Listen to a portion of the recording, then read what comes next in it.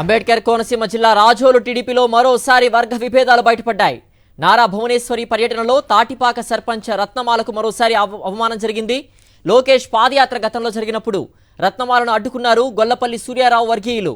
తాజాగా భువనేశ్వరి పర్యటనలో ఆమెను లోపలికి రానివ్వలేదు.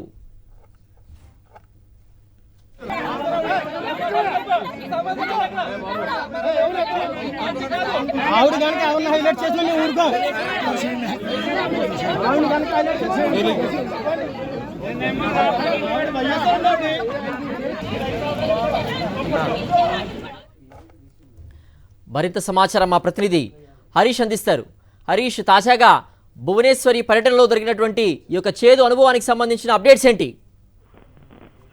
సిద్ధు, తెలుగుదేశం పార్టీలో మహిళా ప్రజాప్రతినిధులకు సంబంధించి అవమానాలు జరగటం ఇదేం కొత్త కాదు.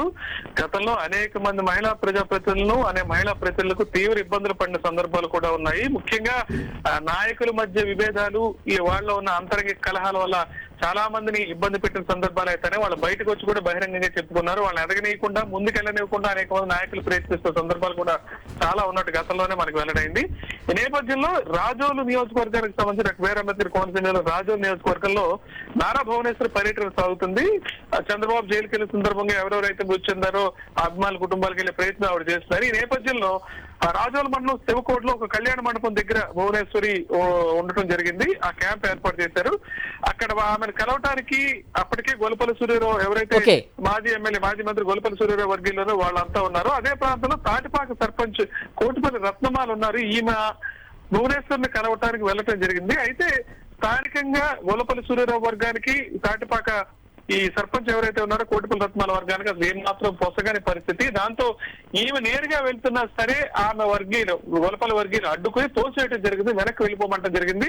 గొల్లపల్లి సూర్యారావు అక్కడే ఉన్నా సరే, కనీసం నియోజకవర్గ స్థాయి నాయకుడిగా ఉన్నా సరే ఏమాత్రం పట్టించుకోకుండా వెళ్ళిపోమని చెప్పడం, ఆమె వెళ్లేదాకా వీళ్ళు వెనకాల వెంట తరమడం, వెళ్ళిపోయేదాకా చేయడం చూస్తే ఆవిడ తీవ్ర ఆందోళన వ్యక్తం చేస్తూ అక్కడి నుంచి వెళ్ళడం జరిగింది. గతంలో కూడా లోకేష్, చంద్రబాబుకు సంబంధించి ఫ్లెక్సీలు వేసినా సరే ఆ ఫ్లెక్సీలు కూడా గతంలో